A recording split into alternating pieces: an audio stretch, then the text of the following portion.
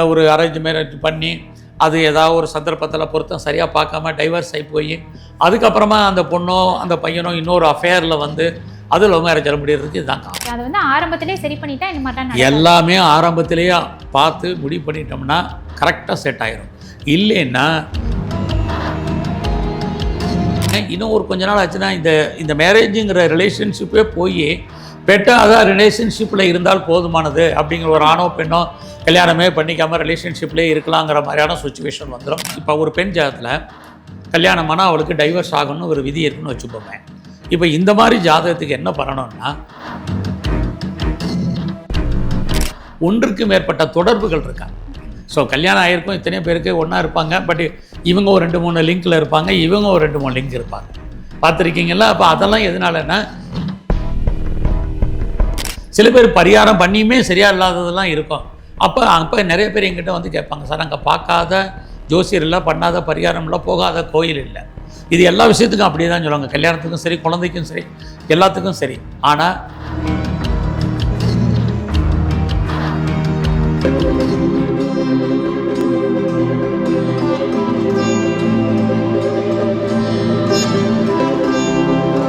So என்ன மாதிரி ஜாதகத்தில் வந்து இந்த ஜாதகத்துக்கு லவ் மேரேஜும் செட் ஆகும், அரேஞ்ச் மேரேஜும் செட் ஆகும், அந்த மாதிரியெல்லாம் இருக்கா சார்? கண்டிப்பாக இருக்குது. இப்போ நீங்கள் கேட்குறதுனால கரெக்டு. லவ் மேரேஜும் செட் ஆகும், அரேஞ்ச் மேரேஜும் செட் ஆகும்னு ஒரு ஜாதகத்தில் இருக்குன்னா பேரண்ட்ஸ் பார்த்து அரேஞ்ச் மேரேஜ் பண்ணிடுறாங்கன்னு வச்சுக்குவோம், அப்படியே வச்சுக்கிடுவோம். ஆனால் இவங்களுக்கு இந்த 5ஆம் பாவம் எப்போயுமே வேலை செஞ்சுக்கிட்டே இருக்கும். அப்போ தான் இந்த மேரேஜ் முடிஞ்சு ஒரு 15 வயசுலையோ 15 வருஷத்துலையோ ஒரு 18 வருஷம் 20 வருஷத்துலையோ இந்த பொண்ணோ அல்லது அந்த லேடியோ அந்த பையனோ இன்னொரு அஃபையருக்கு வர்றதுக்கு காரணம் அது. ஸோ எப்படி அதனால தான் ஃபஸ்ட்டு திருமணம் உண்டா இல்லையான்னு முடிவு பண்ணிட்டு எடுத்தோடனே எப்படிப்பட்ட திருமணம்னு முடிவு பண்ணிடணும். ஓகே. ஸோ முடிவு பண்ணிவிட்டு அவங்க பேரண்ட்ஸ்கிட்ட கிளியர் கட்டான பிக்சர், இது லவ் மேரேஜ் தான் பண்ணணுன்னா apart from caste and religion. சில பேர் பார்த்தா வேறு ஜாதியில் பண்ணுவாங்க, வேறு மதத்தில் பண்ணியிருப்பாங்க, வேறு இதிலெல்லாம் பண்ணுறதுக்கெல்லாம் பாசிபிலிட்டிஸ் இருக்குது. ஸோ அப்படி இருக்கும்போது அதை அவங்க பேரண்ட்ஸை அக்செப்ட் பண்ணலைன்னா கூட எது ஃபேக்டோ அதை நம்ம அதை சொல்லிட்டோம்னா ஆட்டோமேட்டிக்காக அவங்களுக்கு அந்த ஜாதகம் நிறைய பேர் அக்செப்ட் பண்ணிக்கிறது உண்டு, நிறைய பேர் பேரண்ட்ஸ் அக்செப்ட் பண்ணிக்கிறது இல்லை. அப்படின்னு அக்செப்ட் பண்ணிக்கிறவங்க சரி உங்கள் பொண்ணுக்கோ பையனுக்கோ அஃபேர் இருக்கான்னு கேளுங்க, இருந்தால் முடிச்சிருங்க. இது என்னென்னா அந்த ஜாதகத்தில் ஒரு தோஷம் இருக்கும். அந்த தோஷம் இது மாதிரி கல்யாணம் பண்ணும்போது மற்றொரு தோஷத்தை இதை கட்டுப்படுத்திடும். ஸோ அதுதான் இதுக்கு தோஷத்தை நிவர்த்தியே. ஸோ இந்த லவ் மேரேஜே ஒரு தோஷத்தை நிவர்த்தியே அதுதான். ஸோ அதை நம்ம சொல்கிறோம், நிறைய பேர் அக்செப்ட் பண்ணிப்பாங்க, நிறைய பேர் அக்செப்ட் பண்ணிக்கிறது இல்லை. அப்போ விதியின் பலன் இவங்க பார்த்து ஒரு அரேஞ்ச் மேரேஜ் பண்ணி அது ஏதாவது ஒரு சந்தர்ப்பத்தில் பொருத்தம் சரியாக பார்க்காம டைவர்ஸ் ஆகி போய் அதுக்கப்புறமா அந்த பொண்ணோ அந்த பையனோ இன்னொரு அஃபேரில் வந்து அது லவ் மேரேஜில் முடியறதுக்கு இதுதான் காரணம். ஓகே. அது வந்து ஆரம்பத்திலே சரி பண்ணிட்டா இந்த மாதிரி எல்லாமே ஆரம்பத்திலேயே பார்த்து முடிவு பண்ணிட்டோம்னா கரெக்டாக செட் ஆகிடும். இல்லைன்னா அது கடைசி வரைக்கும் இப்படி விதி ஜாதகம் எப்படி இருக்கோ அப்படி தான் இந்த பையன் பொண்ணு மனசு இருக்கும். அவங்க அம்மா அப்பா அப்படி தான் டிசைட் பண்ணுவாங்க, அல்லது கார்டியன்ஸ் யார் இருக்காங்களோ அவங்க டிசைட் பண்ணுவாங்க.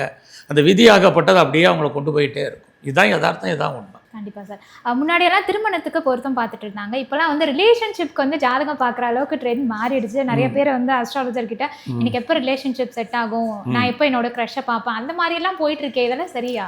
இப்போ தான் நிறையா வந்துருச்சுல்ல, ஆப் வந்துருச்சுல்ல, நிறைய ஆப் வந்துருச்சு, எல்லாமே வந்துருச்சு. ஏன்னா இன்னும் ஒரு கொஞ்ச நாள் ஆச்சுன்னா இந்த மேரேஜுங்கிற ரிலேஷன்ஷிப்பே போய் பெட்டாக ரிலேஷன்ஷிப்பில் இருந்தால் போதுமானது அப்படிங்கிற ஒரு ஆணோ பெண்ணோ கல்யாணமே பண்ணிக்காமல் ரிலேஷன்ஷிப்லேயே இருக்கலாங்கிற மாதிரியான சுச்சுவேஷன் வந்துடும். அது வந்து என்னென்னா இப்போ அதையும் கவர்மெண்ட்டே அக்செப்ட் பண்ணியிருக்குல்ல. ஸோ அது வந்து லீகல். இப்போ நம்ம திருமணத்தை பொறுத்த வரைக்கும் அது ஒரு லீகல் பாண்டுன்னு சொல்கிறோம், சட்ட ரீதியான ஒரு பிணைப்பு மேரேஜை பொறுத்த வரைக்கும். பட் ரிலேஷன்ஷிப்பை பொறுத்த வரைக்கும் அது சட்ட ரீதியான பிணைப்பு இல்லை. பட் இப்போ ஓரளவுக்கு அதெல்லாம் நிறையா அவேர்னஸ் வந்திருக்கு, எல்லாம் வந்திருக்கு. கவர்மெண்ட்டே அக்செப்ட் பண்ணக்கூடிய அளவுக்குலாம் நிறைய ஜட்ஜ்மெண்டெல்லாம் நம்ம கோர்ட்டு ஜட்ஜ்மெண்ட்லாம் பார்க்குறோம். ஸோ அப்படி பார்க்குற போது இப்போ அந்த ரிலேஷன்ஷிப்பு இப்போ பெரிய லெவலில் இந்தியா முழுக்குமே ஓரளவுக்கு கொஞ்சம் கொஞ்சமாக மூவ் ஆகிக்கிட்டு இருக்குது. நாகரிகம் வளர வளர இந்த ரிலேஷன்ஷிப்பும் டெவலப் ஆகிட்டு தான் இருக்குது. இப்போ நீங்கள் சொல்கிறத வச்சு பார்க்கும்போது நிறைய பேர் வந்து அரேஞ்ச் மேரேஜ் ஜாதகம் பொறுத்தெல்லாம் பார்த்து ப்ராப்பராக கல்யாணம் பண்ணுறாங்க. பட் அப்படி இருந்தாலுமே ஒரு சில வாரங்கள் தான் அவங்க சந்தோஷமாக இருக்காங்க, அதுக்கப்புறம் ஏதோ சண்டை வந்து பிரிஞ்சுறாங்க. இப்போ ரீசெண்டாக அந்த கோயம்புத்தூர் இஷ்யூலாம் வந்துச்சு இல்லையா? ஸோ இந்த மாதிரி விஷயங்கள் ஏன் சார் நடக்குது? இதை ஜாதகம் பொருத்தம் பார்க்கும்போதே இந்த மாதிரி விஷயத்தை தவிர்த்து எப்பயுமே ஒரு விஷயம் தெரிஞ்சுங்க, நான் எல்லா பேட்டியிலையும் சொல்கிறது, ஜோதிடம் பொய் இல்லை, ஜோதிடர் பொய். இதுதான் யதார்த்தம், இதுதான் உண்மை. நான் முதல்ல சொல்லிட்டேன், இந்த இன்டர்வியூவில் ஆரம்பத்திலே சொன்னேன், எல்லாமே அந்த ஜாதகத்தில் இருக்குது அப்படின்னு சொல்லிட்டு. இப்போ நான் இருக்கேன் அப்படின்னா என்னுடைய படிப்பு, என்னுடைய எஜுகேஷன், என்னுடைய ப்ரொஃபஷன், என்னுடைய மேரேஜ், என்னுடைய கிட்ஸு, என்னுடைய ப்ராப்பர்ட்டி, என்னுடைய ஹெல்த்து, என்னுடைய வெல்த்து எல்லாமே என் ஜாதகத்திலே இருக்குது. ஸோ இது எல்லா டைமும் ஒர்க் ஆகிக்கிட்டே தான் இருக்கும். அதே மாதிரி இப்போ ஒரு ஜாதகம் நம்ம பார்க்குறோம், அவங்களுக்கு மேரேஜ் முடியுது அப்படின்னா அந்த பொண்ணு, இப்போ நீங்கள் இப்போ கோயம்புத்தூர் இஷ்யூ சொல்கிறதே, அந்த பொண்ணுடைய ஜாதகத்தில் பார்த்தாலே தெரியும் அந்த பொண்ணுக்கு வந்து ஃபஸ்ட்டு லாஞ்சிவிட்டி ஆயில் கம்மிங்கிறது நல்லாவே தெரியும். வேற ரெண்டாவது மேரிட் லைஃப்லேயும் ப்ராப்ளம் இருக்குங்கிறது கண்டிப்பாக தெரிஞ்சிருக்கும் அவங்க பேரண்ட்ஸுக்கு. அந்த ஜாதத்திலே இருக்கும், கல்யாணம் ஆனால் இது செப்பரேஷன் ஆயிரும், அது பிரிவாயிரும்னு சொல்லிட்டு. இது ஆண் பெண் ஜாதத்தில் எல்லா ஜாதத்துலையும் இருக்குது. அதை தான் நான் முதலே சொன்னேன். திருமணம் உண்டா இல்லையான்னு முடிவு பண்ணதுக்கப்புறம் எப்படிப்பட்ட திருமணங்கிறத முடிவு பண்ணணும். ஸோ அது வந்து லவ் மேரேஜா, அரேஞ்சர் மேரேஜா, லவ் கம் அரேஞ்சர் மேரேஜா, லவ் மேரேஜுக்கு அப்புறம் அவங்களுக்குள்ள லாங் பீரியடாக ஒரு 25-30 வருஷம் ஒன்றா இருப்பாங்களா, இல்லை கல்யாணம் ஆகி கொஞ்ச நாள்லேயே அவங்களுக்குள்ள டைவர்ஸ் ஆயிருமான்னு, செப்பரேஷன் ஆயிருமா, இந்த பொண்ணுக்கு செகண்ட் மேரேஜ் இருக்கா, பையனுக்கு செகண்ட் மேரேஜ் இருக்கா, இல்லை இவங்க கல்யாணத்துக்கு அப்புறம் டைவர்ஸ் ஆகி மறுபடியும் ரீயூனியன் ஆயிடுவாங்களா, எத்தனை பேர் கல்யாணம் ஆகிட்டு மறுபடியும் சேர்றாங்கல்ல, அந்த மாதிரி இருக்கா, இல்லை இவங்களுக்கு லைஃப் முழுவதுமே டைவர்ஸ் ஆகி அப்படியே கடைசி வரைக்கும் கல்யாணமே ஆகாமல் இருந்துருமா. அத்தனை விஷயங்களும் ஒரு ஆண் பெண் ஜாதகத்தில் தனித்தனியாக பிறக்கும் போதே பாண்ட் பெர்த்லேயே இருக்கும். இது மாறவே மாறாது. இதை தான் இப்போ ஒரு பெண் ஜாதகத்தில் கல்யாணமானால் அவளுக்கு டைவர்ஸ் ஆகணும்னு ஒரு விதி இருக்குன்னு வச்சுப்போமே. இப்போ இந்த மாதிரி ஜாதகத்துக்கு என்ன பண்ணணும்னா, ஒரு கல்யாணம் ஆனாலும் மனைவியை விட்டு பிரியாத ஜாதகம் ஒரு பையன் ஜாதகம் கொண்டு வந்து மேட்ச் பண்ணணும். அப்போ இவங்களுக்குள்ள இந்த பொண்ணு ஜாதகத்தில் டைவர்ஸ் ஆனால் கூட இருந்தால் கூட இந்த பிரிவிலேயே 2 இருக்குது, temporarily separation and permanent separation. So temporarily செப்பரேஷனாக வேலையின் நிமித்தமாக 2 பேர் வெவ்வேறு ஊரில் இருப்பாங்க, அவர் வெவ்வேறு கண்ட்ரீஸில் இருக்கலாம், வெவ்வேறு ஸ்டேட்டில் கூட இருக்கலாம், ஒரு காலகட்டத்தில் 2 பேரும் சேர்ந்து இருப்பாங்க. பெர்மனண்ட் செப்பரேஷனுங்கிறது டைவர்ஸ் ஆகிறது, அல்லது கணவன் அல்லது மனைவி இறந்து போகிறது. அப்போ இதுக்கு வந்து இந்த பெண் ஜாதத்தில் கல்யாணமானால் பிரிவு இருக்குது அப்படின்னா, இவளுக்கு திருமணம் ஆனாலும் மனைவியை விட்டு பிரியாத ஜாதகம் ஒரு மாப்பிள்ளை ஜாதத்தை ஃபிட் பண்ணிட்டோம்னா இவங்களுக்குள்ள பிரிவோ பிரச்சனையோ வராது. கொஞ்ச காலம் பிரிஞ்சாலும் மறுபடியும் ஒன்றா இருப்பாங்க. இப்படி தான் இதுக்கு தான் பொருத்தங்கிறதே. சும்மா நம்ம நெட்டில் போட்டு இவங்க 2 பேருடைய நட்சத்திரத்தை போட்டோம்னா 10க்கு இத்தனை பொருத்தம் வருதுன்னு கம்ப்யூட்டரே கொடுத்துருது. அதெல்லாம் இல்லை. மேட்சிங்கில் ரொம்ப ரொம்ப முக்கியம். பொருத்தத்தில் 2 பேருடைய ஜாதகத்திலே அவங்களுடைய மன வாழ்க்கை எப்படி இருக்குது. ஃபஸ்ட்டு இவங்க கல்யாணம் ஆனாமா ஆகாதா, பிரிஞ்சிடுவாங்களா பிரிய மாட்டாங்களா, இவங்களுக்கு லைஃப்பில் ஒன்றுக்கு மேற்பட்ட தொடர்புகள் இருக்கா. ஸோ கல்யாணம் ஆகிருக்கும், இத்தனை பேருக்கு ஒன்றா இருப்பாங்க, பட் இவங்க ஒரு 2-3 லிங்க்கில் இருப்பாங்க, இவங்க ஒரு 2-3 லிங்க் இருப்பாங்க. பார்த்துருக்கீங்களா? அப்போ அதெல்லாம் எதனாலன்னா இது மாதிரி கிரகத்தினால தான். ஸோ இது அத்தனையும் சொல்லக்கூடிய விஷயம் ஜோசியத்தில் அவங்க தனிப்பட்ட ஜாதகத்திலே இருக்கும். இதை சொல்கிறதுக்கு உரிய திறமை யாருக்கு வேணும்? ஜோசியருக்கு வேணும். அங்கே தான் ஜோதிடம் எப்பயுமே பொய் இல்லை, ஜோதிடத்தில் இருக்கு. அதை சொல்கிறதுக்கான தைரியமாக, அதை அனலைஸ் பண்ணுறதுக்கான விஷயங்களோ ஜோசியருக்கு தெரிஞ்சு தைரியமாக பேரண்ட்ஸுக்கிட்ட சொல்லணும்.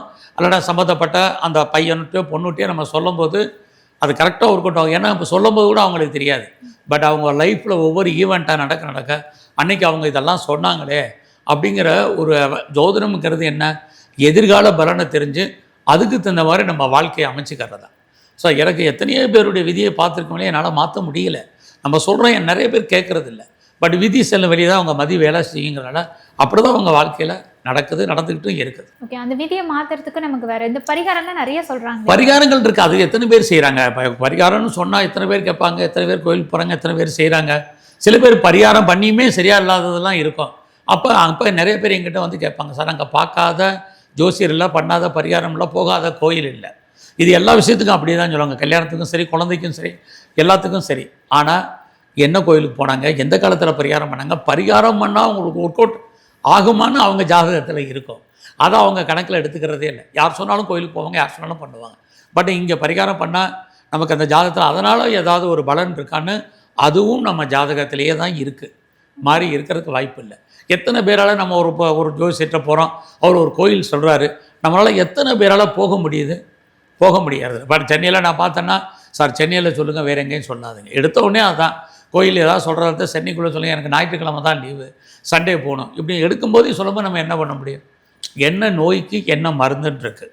ஸோ எந்த ஸ்தலத்துக்கு போனால் நமக்கு விமோச்சனம்னு ஒன்று இருக்குது, அங்கே அவங்க சொல்லவே விடுறதில்ல.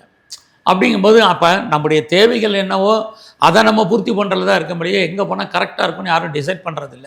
அதனாலே ஜோசியர் இது எதுக்கு நமக்கு இந்த கோயிலுக்கு போங்க, அந்த கோயிலுக்கு போங்கன்னு சிம்பிளாக சொல்லிட்டு போகிறதுக்கு காரணம் அதுதான். இதனால தான் சில சமயங்கள் பரிகாரமும் ஃபெயிலியர் ஆகிறதுக்கு காரணம் அதுதான்.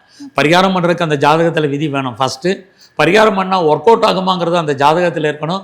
எந்த காலத்தில் பரிகாரம் பண்ணணும்னு ஒன்று இருக்கும், அதுவும் குறிப்பிட்டு அதுவும் இருக்கும். சும்மா என்ன, இப்போ ஒரு பெண் ஜாதகத்தில் ஒரு 27 வயசில் தான் அவளுக்கு மேரேஜ் அப்படின்னு ஜாதகத்தில் இருக்குன்னா பேரண்ட்ஸ் என்ன பண்ணாங்க, 23 வயசுலேருந்தே அவளுக்கு பொண்ணு பார்க்க ஆரம்பிப்பாங்க. அப்போ 27 வயசுன்னு சொன்னால் அவங்களால அதை டைஜஸ்ட் பண்ண முடியாது, இவ்வளோ காலம் அவன் காத்திருக்க முடியாது, சீக்கிரம் அந்த பொண்ணுக்கு மேரேஜ் பண்ணணும்னு நினைப்பாங்க. அப்போ இன்னொருத்தர் போகும்போது இந்த எல்லாருக்கும் நமக்கு தெரிஞ்சதெல்லாம் குரு தான். ஸோ குரு பலம் வரணும், வியாழ நோக்கம் வரட்டும், சும்மா இப்போ அந்த பொண்ணு ஜாதத்துக்கு வியாழ நோக்கம் வந்திருக்கும், அப்போ நீங்கள் பண்ணுங்க அப்படின்னு அவங்க ஜோசியர் சொல்லுவார்.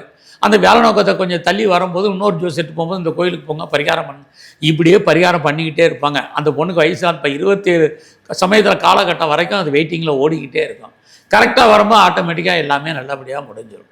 சில பேருக்கு எப்போ பண்ணணுமோ அதை விட்டுட்டு எர்லியராகவே பண்ணியிருப்பாங்க, அது வரைக்குமே அந்த மேரேஜ் பீரியடு நல்லா இருக்காது. இப்போ நீங்கள் இதுக்கு முன்னாடி கேட்டிங்கல்ல, கல்யாணம் ஆனாங்க நல்லா இல்லை, செப்பரேஷன் ஆகிடுது, அவங்களுக்குள்ள சாட்டிஸ்ஃபைட் மேரி லைஃபாக இல்லைங்கிறதெல்லாம் இதுதான் காரணம். ஸோ எப்போச்சு அதுதான் சொல்கிறது, எந்த ஜாதகத்தை பார்க்குறதே எந்த காலகட்டங்களில் எதை செய்யணும், எதை செஞ்சால் நமக்கு லைஃப்பில் பிரச்சனை இல்லாமல் ஹாப்பியாக இருக்குங்கிறது தெரியணும். அதை டிசைட் பண்ணுறதுக்குரிய அத்தாரிட்டி யார்கிட்ட இருக்குன்னா ஜோசியர்கிட்ட இருக்குது, அதை சொல்ல தெரியணும் இவங்களுக்கு. அப்போ ஜோதிடம் என்றைக்குமே பொய் இல்லை, ஜோசியர்களுக்கு அதுக்கான அறிவு ஆற்றல் இருந்தால் மட்டும்தான் இது மாதிரி விஷயங்களை பற்றி பேச முடியும், சொல்ல முடியும்.